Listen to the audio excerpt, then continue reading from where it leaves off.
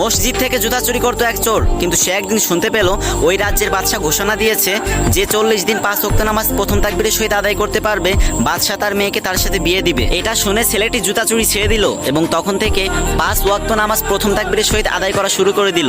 এবং এভাবে করতে করতে 39 দিন কেটে গেল এবং বাদশার কানে খবর গেল একটা জুতা চোর 39 দিন ধরে 5 ওয়াক্ত নামাজ প্রথম তাকবীরের সহিত আদায় করতেছে। এটা শুনে বাদশা চোরটাকে রাজদরবারে ডেকে পাঠালো এবং বলল, তুমি আমার মেয়েকে বিয়ে করো। কিন্তু আশ্চর্যজনক ঘটনা হচ্ছে 40 দিন কেটে যায়, 41 দিন কেটে যায়, 42 দিন কেটে যায়, কিন্তু চোরটার আর কোনো খোঁজ খবর থাকে না। তারপর বাদশা সেই চোরটাকে খুঁজতে খুঁজতে অবশেষে পেয়ে গেল এবং বলল, আরে আমি তো আমার মেয়ের সাথে তোমাকে জোর করে বিয়ে দিচ্ছি না, তাহলে তুমি পালাচ্ছ কেন? তখন জুতা চোর বলল, হুজুর আপনি জানেন না আমি ভালো মানুষ না, আমি একটা জুতা চোর। বাদশা বলল, তাও আমি আমার মেয়েকে তোমার সাথেই বিয়ে দিব। তখন যুবকের চোখ থেকে টপ টপ করে পানি পড়তে লাগলো এবং বলতে লাগলো, হুজুর বিশ্বাস করেন আমি 40 দিনের দিনেও রাজকুমারী আর রাজ্য হাসিল করার স্বপ্ন দেখেছি, কিন্তু 40 দিনের শেষ নামাজের শেষ রাকাতের শেষ সেজদায় আমি জান্নাতের প্রশান্তি পেতে শুরু করলাম। আমার অন্তর প্রশান্তিতে ভরে গেছে, আমি জীবনের সব খুশি ভুলে গেলাম। হুজুর আমার চাই না, আমার রাজকুমারী চাই না, আমার রাজ্য চাই না, আমি শুধু নামাজের সেজদায় গিয়ে ওই জান্নাতের একটু প্রশান্তি পেতে চাই। এইসব কথা শুনে বাদশা নিজের চোখের পানি ধরে রাখতে পারলো না এবং বলল,